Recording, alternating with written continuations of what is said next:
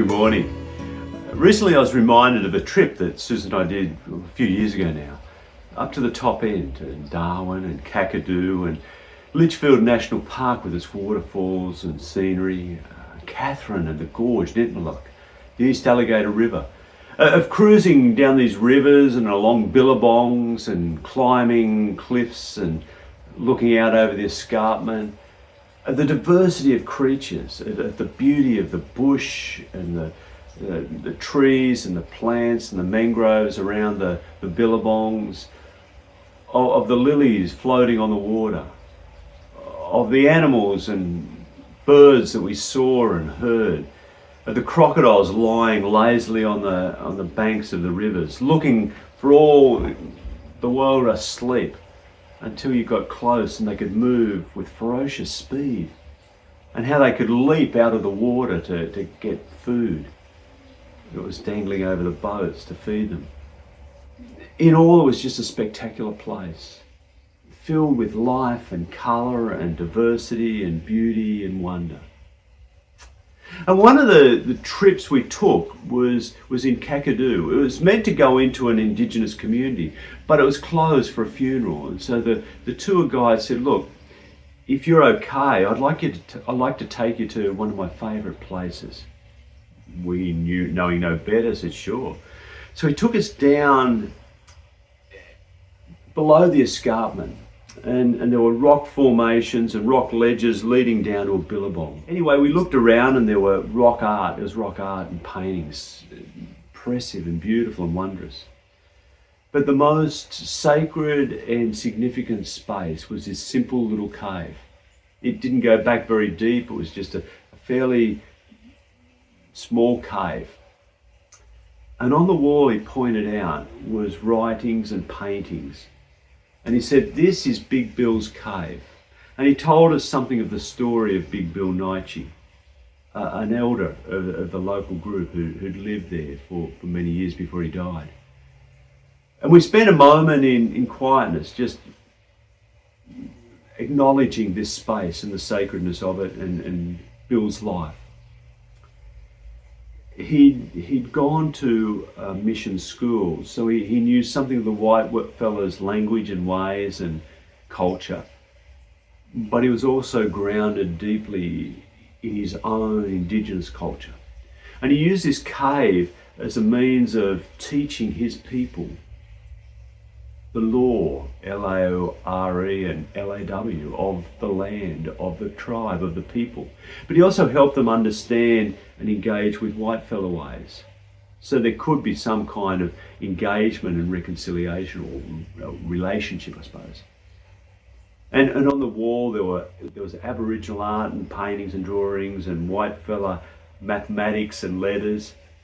This is where he instructed his people in the ways of the land. And it was a couple of years later I found a book on Big Bill Naiche, the Gagajoo man. And some academics had gone in and sat with him and journeyed with him for a while. They'd sat around the campfire and listened to his stories and his poetry and his wisdom. And they recorded that in this book.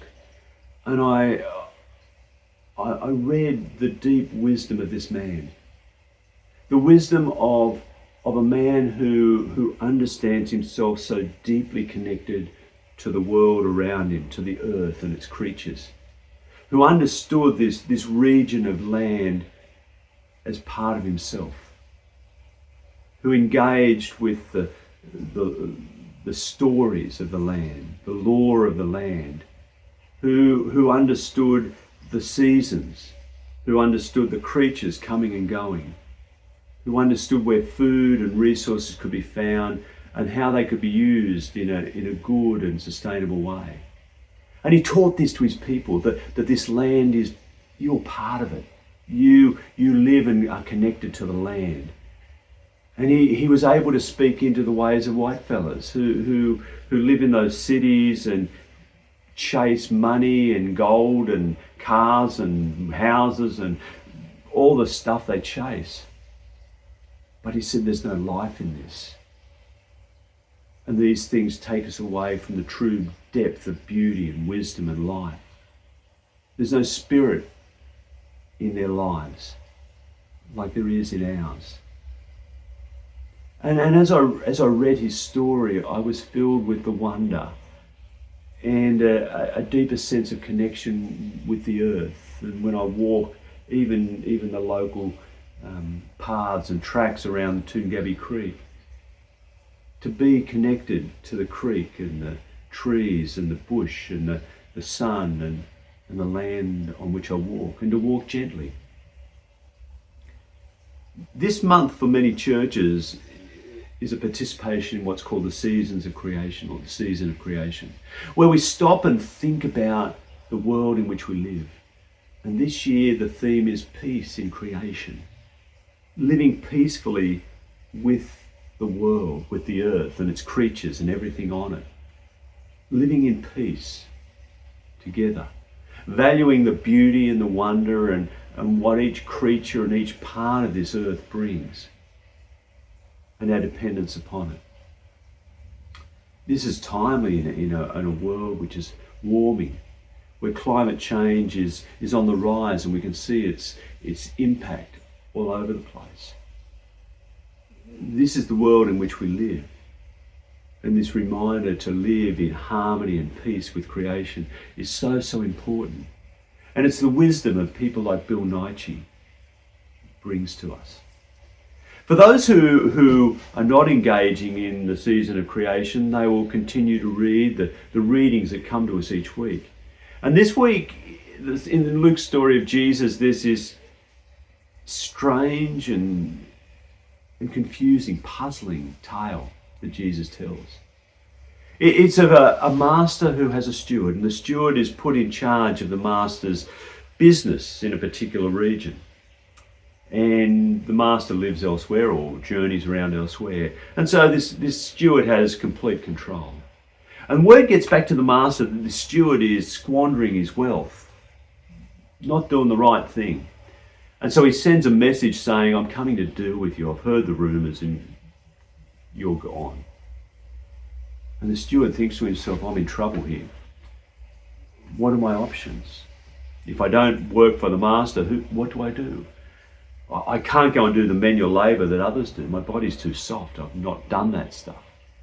And the other only option is to beg, and I'm not going to beg. And so he thinks about it and comes up with a shrewd, cunning plan. He understands his need of relationship. It's purely self-interest, but if I can engender myself to those who are indebted to my master, other landowners and that in this region that I've been ripping off, if I can turn that around and build a good relationship, maybe they'll look after me when I don't have a job. So he calls them in, calls these debtors in one by one and says, bring in your paperwork. And what's your debt? And one of them says, 100 jugs of olive oil. He says, well, cross out the 100 and write 50.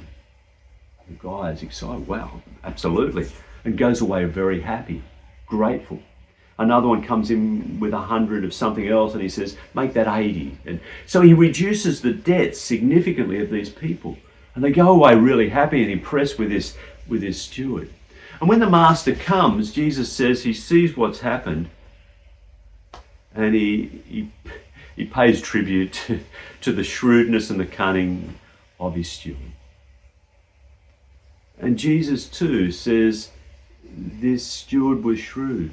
Learn from him. And he says people of the darkness, people who live in the darkness, are often more shrewd and cunning than the people of the light. Learn from them that you may serve the greater good in a more effective way.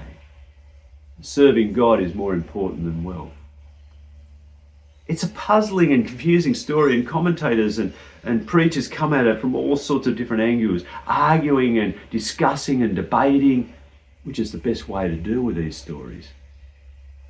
But the thing that strikes me this year as I think about the story of Bill Nighy and this steward is of his self-interest.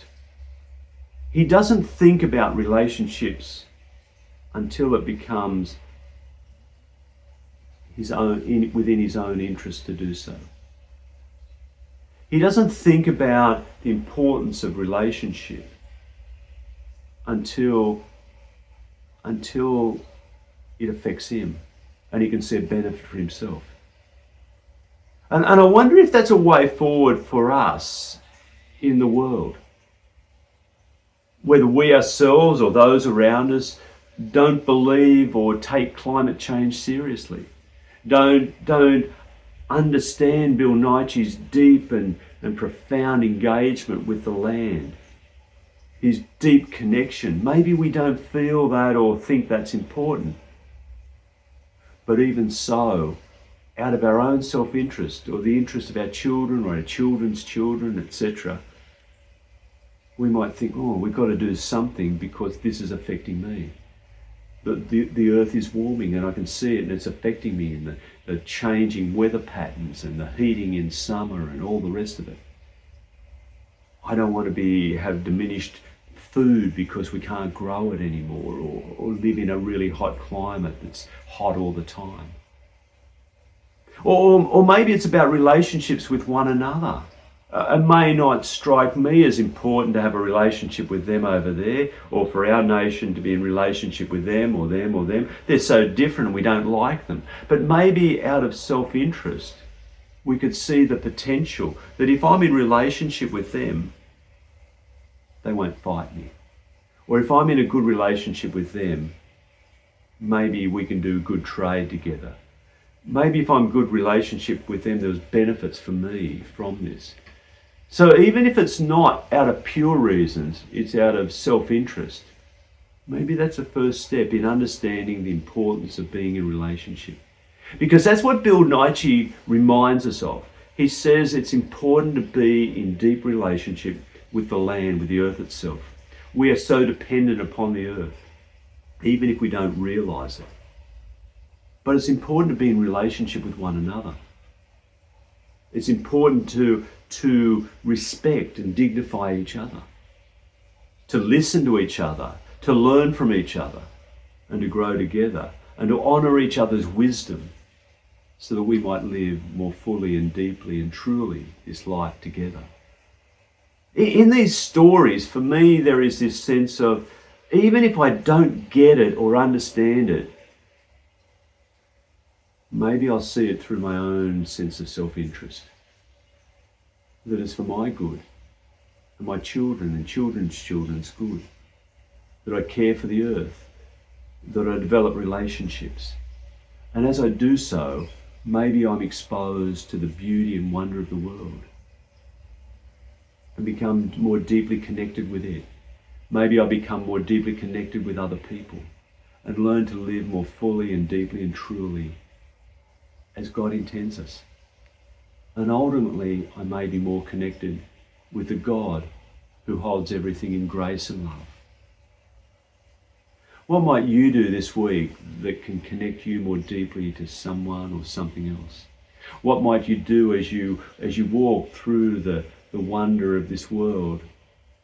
Will you connect with the beauty of creatures and earth itself and give thanks? Amen.